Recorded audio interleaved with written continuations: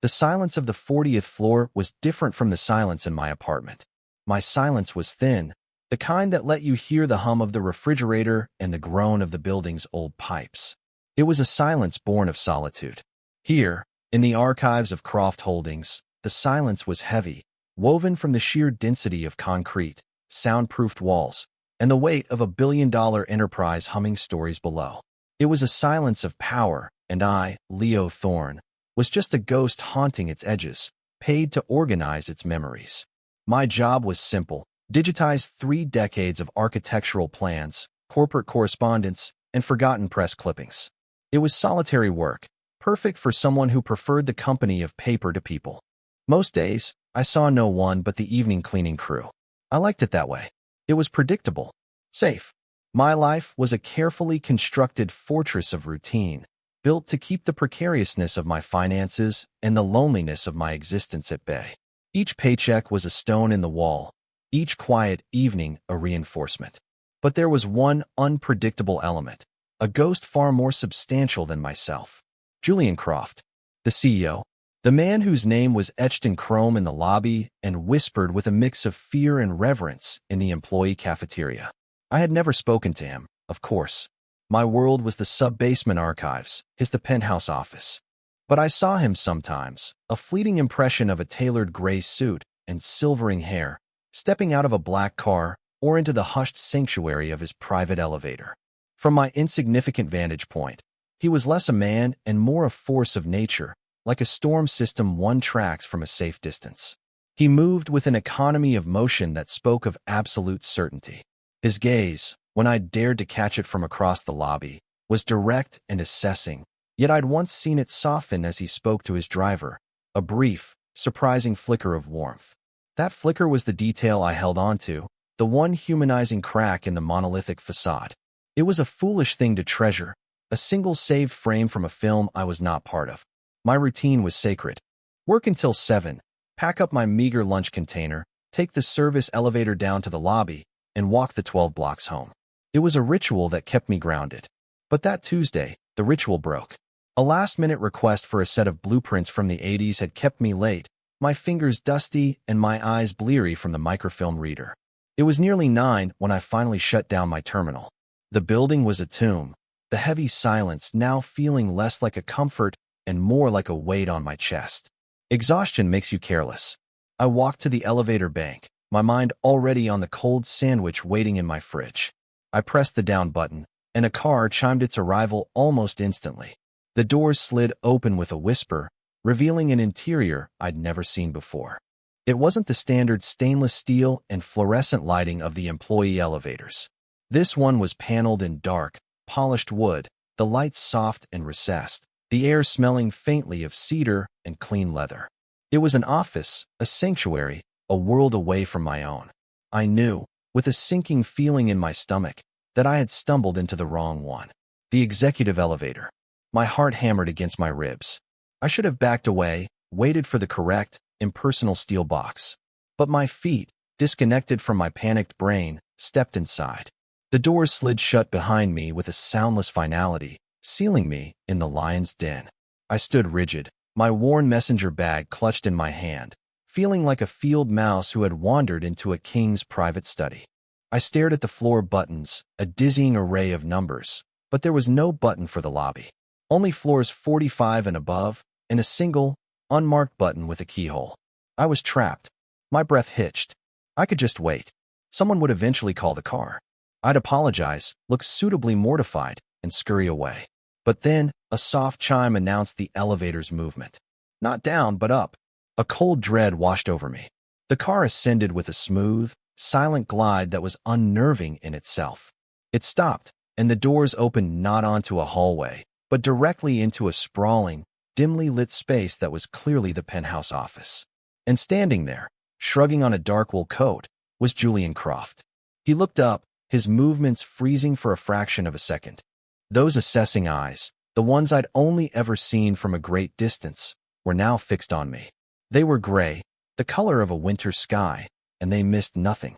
He saw my rumpled shirt, the fatigue in my posture, the sheer, unadulterated panic on my face.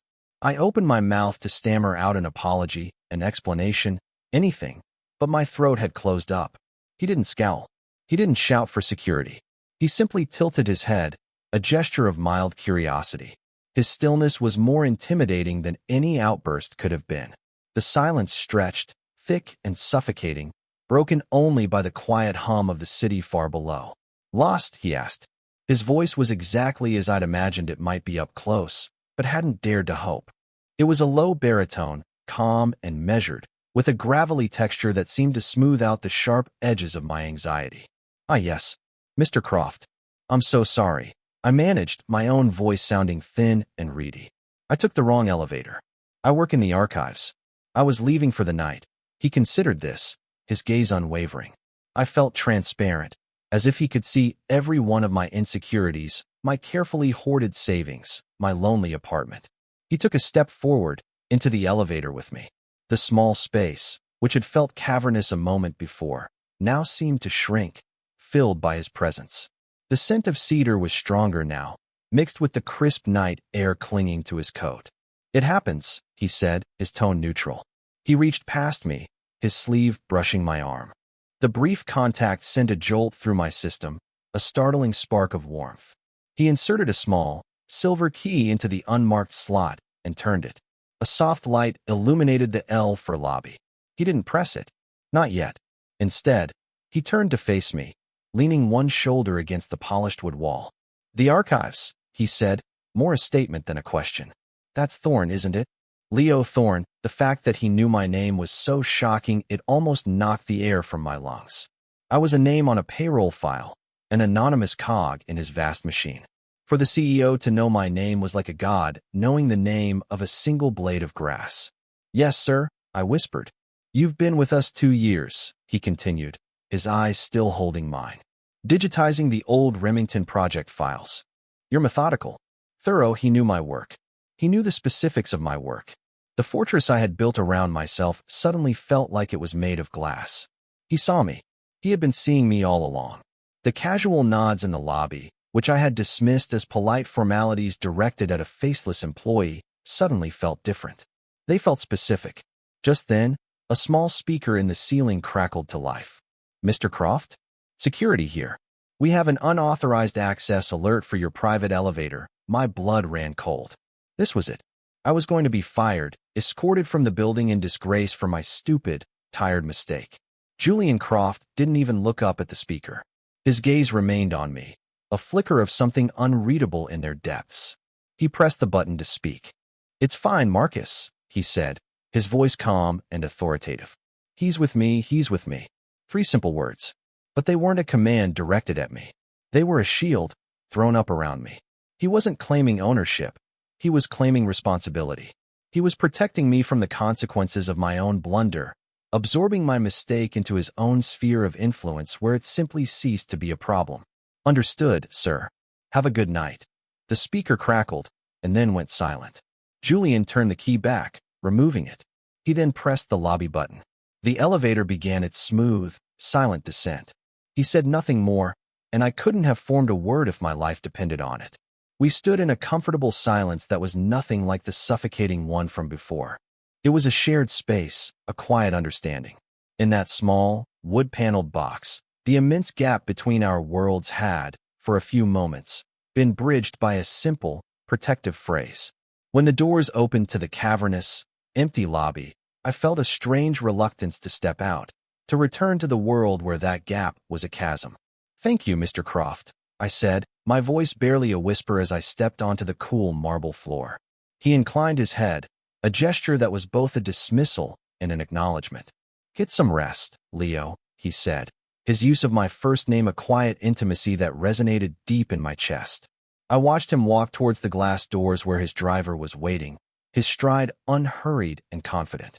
I stood there for a long time after he was gone, the echo of his voice and the 3 words, "He's with me," playing over and over in my mind, dismantling my fortress stone by careful stone. The following days were different. The building felt the same, the archives were just as silent, but my perception of it all had shifted. It was as if a filter had been removed from my eyes. I started noticing things I hadn't before, or perhaps had chosen to ignore.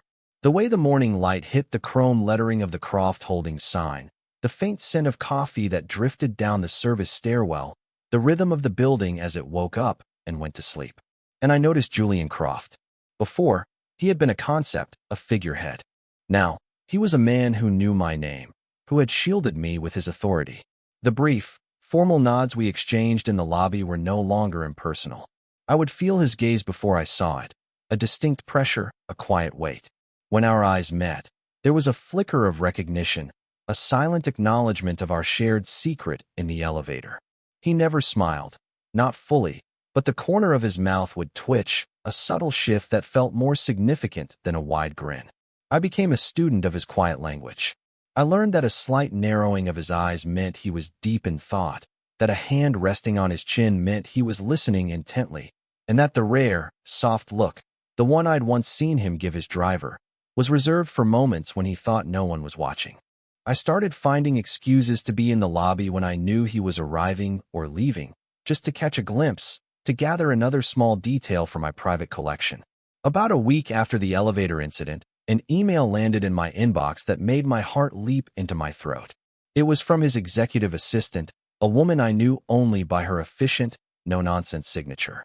The subject line was simple: Project Assistance, CEO's Office. The body of the email was brief, stating that Mr. Croft required assistance organizing a collection of personal architectural journals for a retrospective, and that my name had been personally recommended for the task. I was to report to the executive suite, floor 52, the next morning. I read the email 3 times, convinced it was a mistake. But my name was there, clear as day. He had not only remembered me, he had sought me out.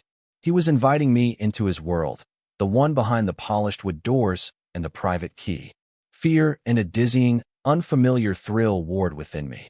This was a deviation from the routine, a crack in the fortress wall I wasn't sure I was ready for. The next morning, I must have changed my shirt 4 times. I settled on my best button-down, a pale blue one I saved for the rare occasion that required it. It felt woefully inadequate as I stepped out of the regular employee elevator onto the 52nd floor. The air here was different, hushed, and rarefied. The carpet was so thick it swallowed the sound of my footsteps. A calm, professional woman with a warm smile greeted me. This was Helen, the assistant. "Leo, thank you for coming up on such short notice," she said, leading me down a wide hallway lined with modern art. "Mr. Croft is on a call, but he asked me to get you settled. The journals are in his private study, his private study." The words hung in the air, impossibly intimate. She opened a door and gestured for me to enter. The room was breathtaking. One entire wall was glass, offering a panoramic view of the city that seemed to stretch on forever. The other walls were lined with books from floor to ceiling. In the center was a large, mahogany desk, immaculately organized, and in a corner, near the window, were 2 comfortable-looking leather armchairs. On a long, low table sat a dozen leather-bound journals, clearly old and well-loved. "He said you'd know the best way to catalog them for the digital archive without damaging the originals," Helen explained. "Take your time. Let me know if you need anything at all." She left, closing the door softly behind her, and I was alone in Julian Croft's sanctuary. I walked over to the window, drawn by the view. From up here, the city looked like a map, a collection of tiny cars and buildings, all orderly and distant. It was the perspective of a king surveying his kingdom. I touched the cool glass, my reflection a faint, ghostly image against the sprawling metropolis. I felt like an imposter, a boy playing dress-up in his father's office. I turned my attention to the journals, running a hand over the worn leather of the top one. I opened it carefully. The pages were filled with elegant, angular handwriting and detailed architectural sketches. It was a glimpse into his mind, into the man he was before he became the titan of industry. Here was the passion, the creativity, the foundation upon which his empire was built. It felt deeply personal, and a wave of protectiveness washed over me. I would treat these books with the reverence they deserved. I had been working for about an hour, completely absorbed in the delicate task of photographing each page, when the door opened. I looked up, and he was there, standing in the doorway. He had removed his suit jacket, and his tie was slightly loosened. He looked less like a CEO and more like a man at home. "Finding everything you need?" he asked, his voice that same low, calm timbre. "Yes, sir. Thank you," I said, my voice steadier than I expected. "These are incredible." He walked into the room, coming to stand beside the table. He picked up one of the journals I hadn't touched yet, his long, capable fingers tracing the embossed title. "My father's," he said quietly. "He was an architect. He believed buildings should have a soul." He looked at me then, and his gaze was softer than I'd ever seen it.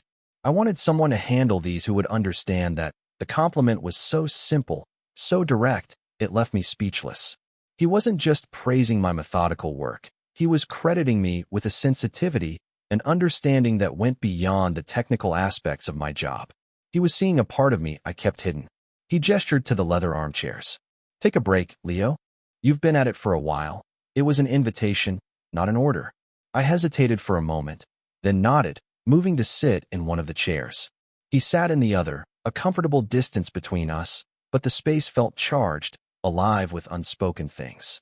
He didn't speak, just looked out the window at the city below, a pensive expression on his face. I watched him, studying the way the light from the window caught the silver at his temples, the strong line of his jaw, the fine creases around his eyes that spoke of years of intense focus. He was a man who had built all of this from his father's foundation, a man who carried the weight of thousands of employees, of a legacy. And yet, in this quiet room, he seemed solitary. Not lonely, necessarily, but self-contained, a world unto himself. A world he had just invited me into. "The view from up here," I said softly, breaking the silence. "It makes everything seem so small." He turned his gaze from the window to me. "Or it reminds you how much is connected," he countered gently. "Every light down there is a home, a story. From here, you see the pattern, the whole system." I thought about my small apartment, my single light in that vast, twinkling grid. I was a part of the pattern he saw. The thought was both comforting and terrifying. He saw the whole board, while I was just a pawn trying to navigate my little corner of it. He must have seen the flicker of unease on my face, because his expression softened further. "It can be overwhelming," he conceded. "That's why I value quiet. People who can work in the quiet." And there it was again. That quiet, personal validation. He wasn't just making small talk. He was telling me something about himself, and in doing so, telling me what he saw in me. I felt a warmth spread through my chest, a feeling so foreign and so welcome it almost made me dizzy. We sat in silence for a few more minutes, a silence that felt as companionable as a long conversation. When he finally stood, the spell was broken, but not shattered. "Helen can arrange for you to have access to this study whenever you need it for the project," he said, his voice back to its usual professional tone, but the warmth still lingered in his eyes. "Take the time you need. Do it right." I nodded, my throat too tight to speak. He gave me one last look, a long, steady gaze that felt like a question and an answer all at once, and then he was gone. I stayed in the chair for a long time, looking out at the city, at the pattern of lights. For the first time, I didn't feel like a solitary point of light. I felt connected to the man who saw the whole system, who had, for some inexplicable reason, chosen to see me too. The project became my sanctuary. For the next few weeks, my days were split between the silent solitude of the archives and the hushed, rarefied atmosphere of Julian Croft's private study. I established a new routine. Mornings were for the dusty, forgotten files in the sub-basement. Afternoons were spent on the 52nd floor, surrounded by the scent of old leather, polished wood, and the faint, lingering trace of his cedar cologne. He was often there when I arrived, working at his large desk, the city sprawling out behind him like a living tapestry. He would greet me with a quiet, "Leo," and a nod, and then return to his work, leaving me to mine. We existed in a state of companionable silence, two solitary planets orbiting the same sun. I found the rhythm of it deeply soothing. The quiet scratch of my pen as I took notes, the soft click of the camera shutter, the low murmur of his voice on a phone call. It all blended into a peaceful, productive hum. I became hyper-aware of his presence, of the small details of his existence. I learned the sound of his footsteps in the hall, the way he would run a hand through his hair when he was concentrating, the particular heft of the ceramic mug from which he drank his black coffee. These were small, inconsequential things, but to me, they were clues, pieces of a puzzle I was slowly assembling. Sometimes, he would break the silence. He'd walk over to the table where I worked and look over my shoulder, his proximity sending a shiver down my spine. He'd ask a question about a specific sketch, or share a brief anecdote about his father that the drawing brought to mind. His voice, when he spoke of his father, was filled with a quiet reverence that I found deeply moving. In these moments, the CEO would recede, and I would see the son, the man carrying a legacy. I began to look forward to these small interruptions, to the brief moments when our orbits would intersect. I started to feel a sense of belonging in that room, a feeling that was both exhilarating and terrifying. This was his world, a world of immense wealth and power, and I was a temporary visitor, a tourist with a short-term visa. I kept waiting for the other shoe to drop, for the project to end, for me to be sent back to my basement kingdom for good. One late afternoon, I was struggling with a particularly delicate page in one of the journals. The paper was thin, almost translucent with age, and a corner had torn. I was trying to stabilize it with archival tape, my fingers feeling clumsy and thick. "Here, let me." His voice was right behind me, low and close. I hadn't even heard him approach. I startled, my hand jerking and nearly making the tear worse. A warm, steadying hand landed on my shoulder. "Easy," he said softly. "You're too tense. Breathe." His hand didn't leave my shoulder. The weight of it was grounding, a point of solid warmth in my anxious haze. I took a deep breath, just as he'd instructed, and felt some of the tension drain from my shoulders. The warmth from his palm seemed to seep through my shirt, spreading through me like warm honey. It was a simple, platonic gesture of reassurance, the kind a mentor might give a student. But it didn't feel platonic. It felt significant, charged. He leaned closer, his other hand coming to rest on the table beside mine. I could feel the heat radiating from his body, could smell the clean, crisp scent of his shirt. He pointed with his chin towards my tweezers. "Try using the angled pair, and brace your hand against the table." Like this, he guided my hand with his fingers gently closing over mine. My breath hitched. His touch was firm, confident, yet incredibly gentle. He adjusted my grip, showing me how to anchor my wrist to get a steadier purchase. Under his guidance, I was able to apply the tiny piece of tape perfectly, securing the tear without causing any further damage. "There," he said, his voice a low rumble near my ear. "Precision comes from stability." He released my hand, but his hand on my shoulder lingered for a moment longer. A beat, two. Then, he straightened up, stepping back and breaking the contact. The air rushed back into the space between us, feeling suddenly cold where his warmth had been. "Good work," he said, his tone once again professional, though his eyes held a softness that betrayed something more. He walked back to his desk, leaving me with the ghost of his touch on my skin and my heart hammering a frantic rhythm against my ribs. I couldn't focus for the rest of the afternoon. My mind kept replaying the moment, the weight of his hand, the warmth of his body, the low timbre of his voice in my ear. I was analyzing it from every angle, searching for meaning. Was it just a helpful gesture? A simple act of guidance? Or was it something more? Was I projecting my own burgeoning feelings onto an innocent interaction? The power imbalance between us was a constant, humming background radiation. He was my boss's boss's boss. He was wealthy beyond my comprehension. He was older, more experienced, a man who moved through the world with an ease I could only dream of. And I was me, a quiet, cautious man who budgeted for groceries and considered a new pair of shoes a major investment. The chasm between our lives was immense. To imagine that he could feel anything for me felt like a fantasy, a dangerous, foolish fantasy. And yet, there was the way he looked at me when he thought I wasn't watching, a long, contemplative gaze. There was the way he had created this project, this space for us to share. There was the way his touch had felt so deliberate, so right. These weren't things I was imagining. They were real. I packed up my things, my mind a whirlwind of confusion and hope. As I was about to leave, he looked up from his desk. "Leo," he said, stopping me at the door. "There's a benefit gala for the City Architectural Foundation on Saturday. I'm being honored. It's not my preferred way to spend an evening." I waited, unsure where this was going. He hesitated for a fraction of a second, a rare crack in his composure. "My father was a founding member. I have a table. I thought, given your work with his journals, you might find it interesting. If you're free." The invitation hung in the air between us. It wasn't a date. It was a professional courtesy, an extension of the project. But it felt like more. It felt like a test. A door being opened just a crack, to see if I would push it.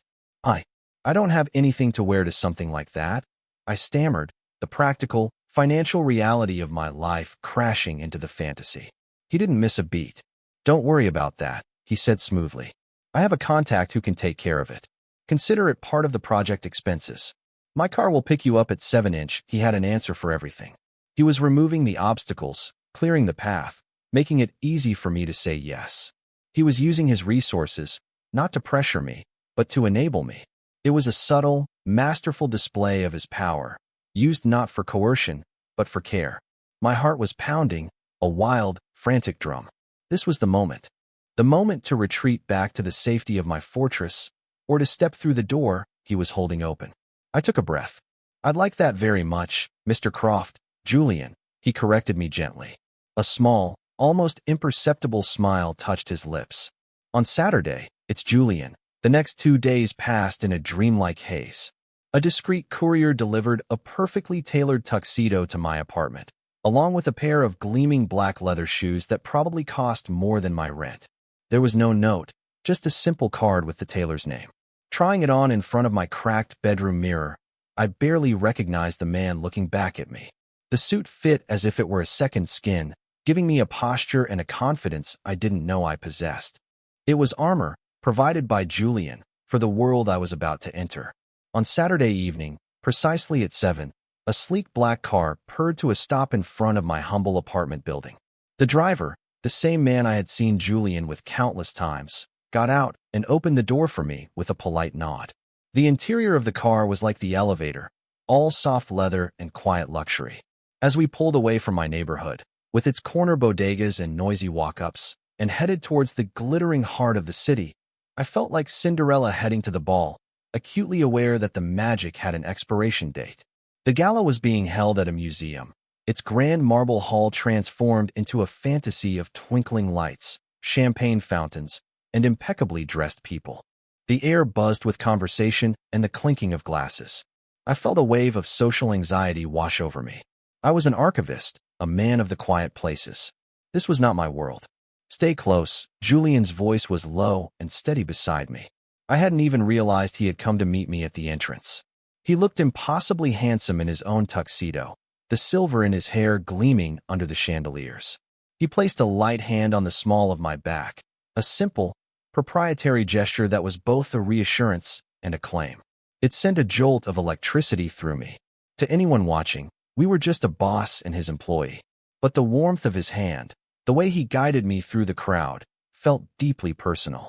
He led me to our table, which was situated in a prime location near the stage. He introduced me to the other guests, a city councilwoman, a famous architect, a wealthy philanthropist, and her husband, simply as Leo Thorne, a colleague who was helping me with a personal archival project. He gave me an identity, a reason to be there, shielding me from any questioning glances. For the first hour, I was a quiet observer, nursing a glass of champagne and listening to the conversations ebb and flow around me. It was a world of easy confidence, of casual mentions of European vacations and multi-million-dollar donations. I felt like an anthropologist studying a foreign tribe. Julian, however, was in his element. He navigated the social currents with effortless grace, speaking with authority and listening with an intensity that made everyone feel like they were the only person in the room. But I noticed that his attention kept returning to me. His eyes would find mine across the table, a silent check-in. He would subtly steer the conversation to topics he knew I was knowledgeable about. The city's architectural history, the challenges of digital preservation, drawing me into the fold, giving me a chance to speak, to be seen. During a lull in the conversation, the architect, a sharp-eyed woman named Eleanor Vance, turned to me. "So, Leo," she said, her gaze shrewd. "You must be very good at what you do. Julian doesn't suffer fools, and he certainly doesn't bring them to galas." I felt my face flush. Before I could stammer out a reply, Julian spoke, his voice smooth as silk. "Leo has a rare combination of precision and sensitivity. It's a quality I value." He looked directly at me as he said it, and the compliment was so sincere, so public, it stole my breath. He wasn't just defending me. He was praising me, elevating me in front of these powerful people. Later in the evening, after the speeches and the awards, during which Julian accepted his honor with a brief, humble speech about his father's legacy, the music started, and a few couples made their way to the dance floor. "I need some air," Julian said, his voice a low murmur meant only for me. He stood and offered me his hand. My heart skipped a beat. Without a thought, I placed my hand in his. His grip was warm and firm as he led me away from the table, through a set of glass doors, and out onto a deserted stone terrace overlooking a quiet garden. The cool night air was a welcome relief. The noise of the gala faded to a distant murmur. We stood in silence for a moment, looking up at the sliver of moon visible between the tall buildings. "Thank you for coming," he said, turning to face me. He still held my hand. He made no move to let go. "Thank you for inviting me," I replied, my voice softer than I intended. "It's a different world. Is it a world you could get used to?" he asked, his thumb gently stroking the back of my hand. The simple, repetitive motion was doing strange things to my insides. I thought about my answer carefully. The glamour, the wealth, that wasn't what appealed to me. But the confidence, the ability to move through the world with purpose, to create, to build, that was intoxicating. "I don't know about the parties," I said honestly. "But the passion, the people who want to build things that last. I could get used to that." A slow smile spread across his face. A genuine, unguarded smile that transformed his features, erasing years of stress and responsibility. "I was hoping you'd say that." He took a small step closer. The space between us was electric. I could feel the heat of his body, see the flecks of charcoal in his gray eyes. My gaze dropped to his mouth. All my carefully constructed walls, my fears, my insecurities, they all crumbled to dust in that moment. All that was left was this man, this feeling, this undeniable pull. He lifted his free hand, hesitating for a fraction of a second before gently cupping my jaw. His touch was feather-light, a question. "It's here. I am opening a door. Will you walk through it?" My heart was a frantic bird beating against my ribs. I leaned into his touch, the smallest of movements, but it was all the answer he needed. "This is real. This is happening." He closed the remaining distance between us, and his lips met mine. The kiss was nothing like I had imagined. It wasn't a hard, demanding kiss of possession. It was soft, searching, and deeply tender. It was a kiss of discovery, of questions asked and answered without a single word. It tasted of expensive wine and a quiet, profound loneliness that mirrored my own. It felt like coming home to a place I had never been before. He deepened the kiss, and I opened to him, my hand coming up to rest on his chest, feeling the steady, solid beat of his heart beneath my palm. All the tension, all the yearning I had kept locked away for so long, came pouring out of me. He seemed to understand, to accept it all, his arms wrapping around me, pulling me securely against him. When we finally broke apart, we were both breathless. He rested his forehead against mine, our eyes closed. The world consisted only of the cool stone beneath our feet, the soft night air, and the warmth of our shared breath. "Leo," he whispered, his voice thick with an emotion I couldn't name. I couldn't speak. I just tightened my grip on his jacket, anchoring myself to him. In the heart of his world, surrounded by his power and wealth, I had never felt more seen, more equal. The tuxedo wasn't the armor. He was. His respect, his patience, his gentle, questioning touch, that was the armor. I have to be honest," he said, pulling back just enough to look me in the eyes. His expression was serious, vulnerable in a way I had never seen. "The power imbalance between us, it concerns me. I never want you to feel pressured or that you owe me anything." His words, his willingness to name the elephant in the room, solidified everything. He wasn't a man who took. He was a man who offered, who built, who protected. "I don't," I said, my voice finally returning, clear and steady. "I have never felt more like myself than I do right now. With you." The relief that washed over his face was palpable. He lifted my hand, the one he still held, and brought it to his lips, pressing a soft kiss to my knuckles. A gesture so old-fashioned, so courtly, it made my heart ache with its sweetness. "Good," he said softly, "because I find myself wanting to spend a great deal more of my time with you." "Leo Thorne." We didn't go back to the party. Julian spoke quietly to his driver, and we were whisked away into the night, leaving the world of champagne and chandeliers behind. The car was a silent, private bubble moving through the city's glittering veins. He didn't let go of my hand the entire ride. We didn't talk much. We didn't need to. The silence was filled with the lingering taste of the kiss, with the promise of what was to come. The car didn't take me back to my small apartment. It took us to his. The penthouse. The place I had first seen him, the place that had felt like the throne room of a king.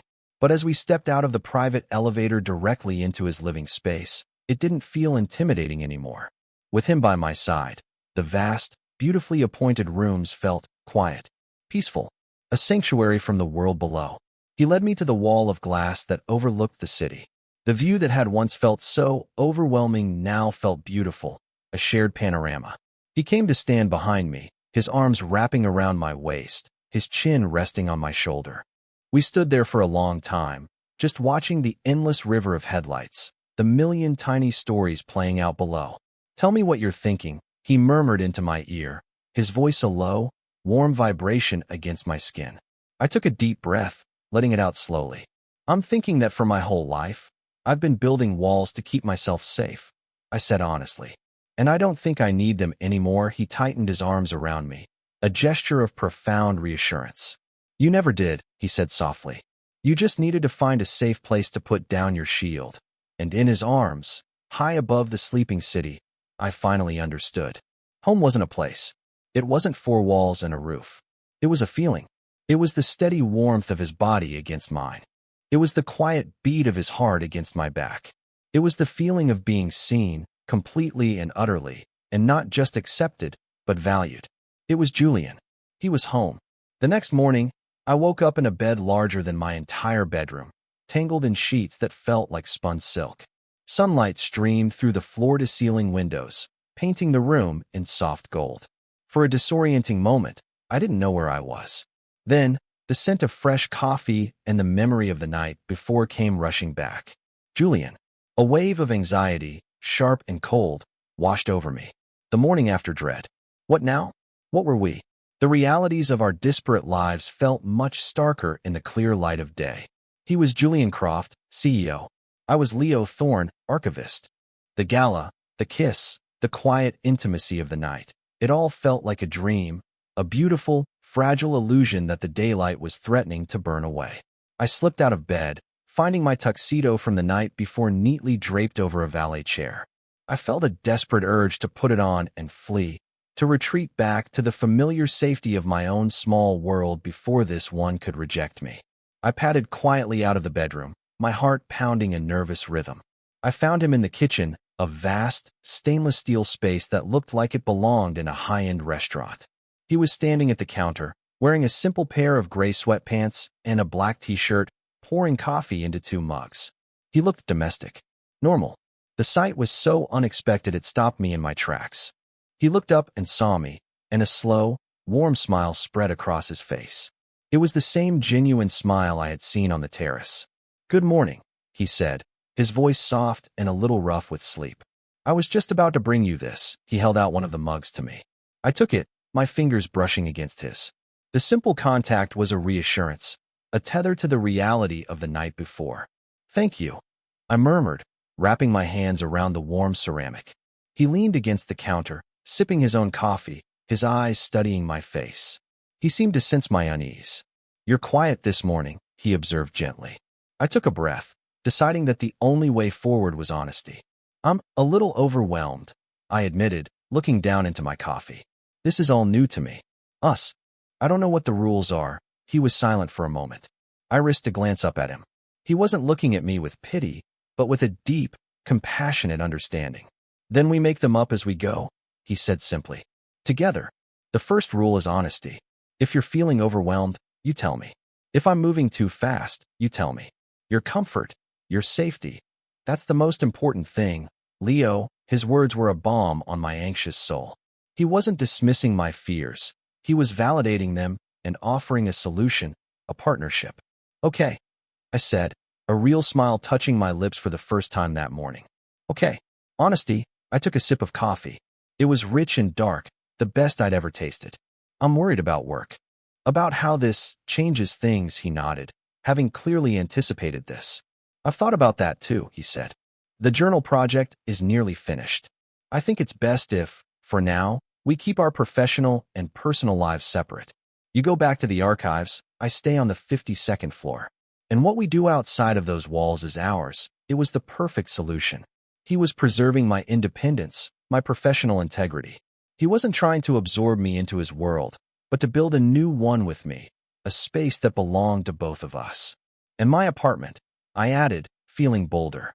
I want to keep it, of course you do, he said, without a hint of surprise or offense. It's your home. This, he gestured around the palatial apartment, can be our place. But you need your own space. Your foundation, he understood. He truly, deeply understood. The relief was so profound it almost made me weak in the knees. All the fears I had built up in my head, he was dismantling them one by one with simple, respectful, honest conversation. We spent the rest of the morning talking, really talking. I told him about my childhood, my quiet passion for history, the financial struggles that had led me to seek the stable solitude of the archives. He told me about the immense pressure of his father's legacy, his own dreams of being an architect that had been sublimated into running a corporation, his quiet, solitary life that was full of people but devoid of real connection. By the time we were making a late breakfast together, scrambled eggs and toast, a simple, domestic act that felt more intimate than anything that had happened the night before, I realized that the chasm between our worlds wasn't so vast after all. We were just two men who had learned to be alone, who had found in each other a reason to not be. Returning to the archives on Monday felt surreal. The silence was the same, the dusty smell of old paper was the same, but I was different. A secret warmth hummed beneath my skin.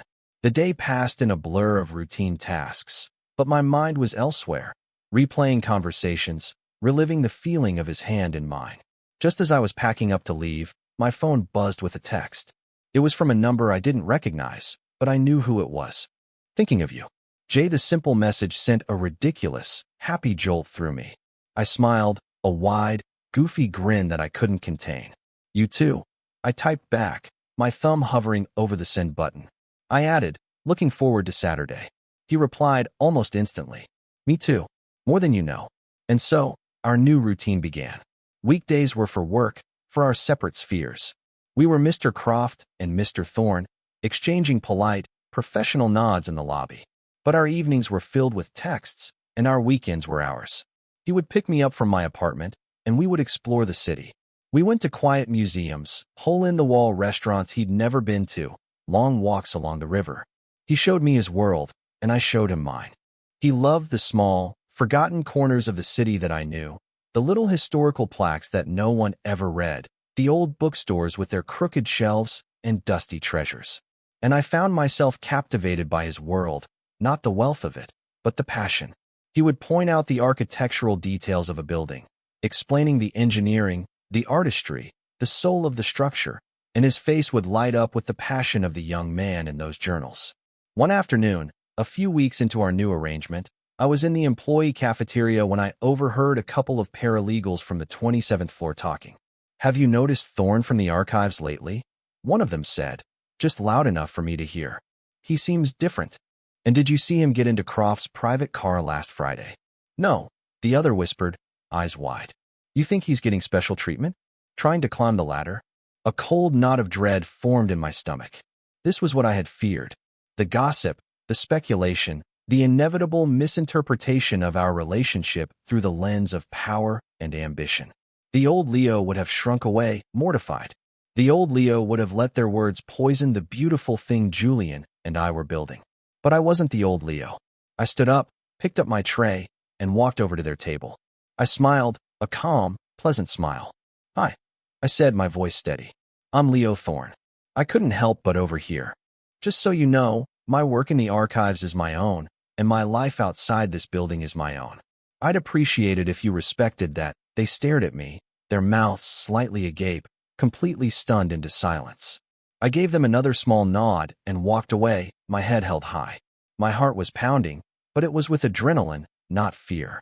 I had defended myself. I had defended us. I hadn't needed Julian to swoop in and save me. I had found my own voice. When I told Julian about it that night, Curled up next to him on the sofa in his apartment, he listened intently, his expression unreadable. When I finished, he was quiet for a long moment. "I'm proud of you," he said finally, his voice thick with emotion. He pulled me closer, pressing a kiss to the top of my head. "But I'm also sorry. I'm sorry that being with me puts you in that position. Don't be," I said, tilting my head back to look at him. "Their opinions don't matter. We're what matters." He looked at me, his gray eyes full of a deep, profound affection that made my breath catch.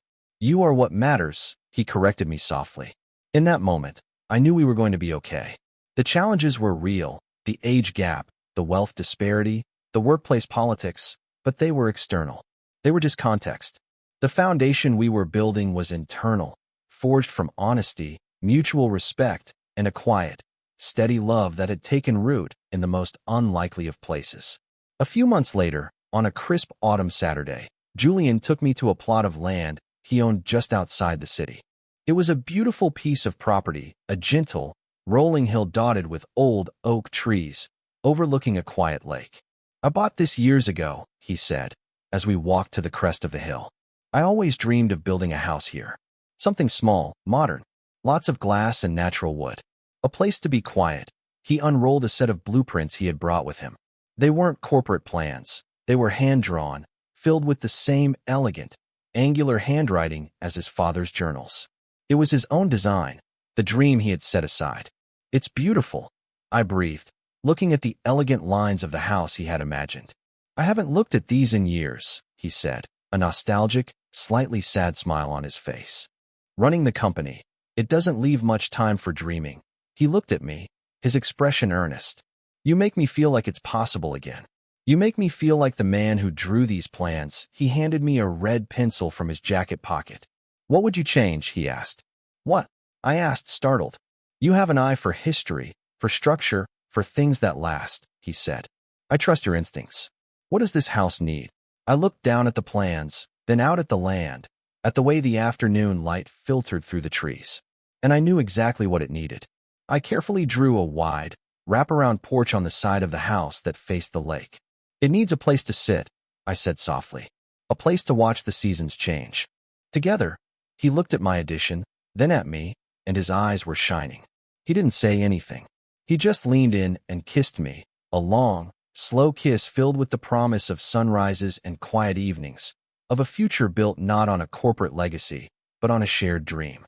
Standing on that hill, with the blueprints for a future we would design together in our hands, I looked at this incredible man, this CEO, this son, this architect, this quiet soul who had seen me when I felt invisible, and I knew, with an absolute certainty that settled deep in my bones, that my life hadn't started until the day I stepped into the wrong elevator.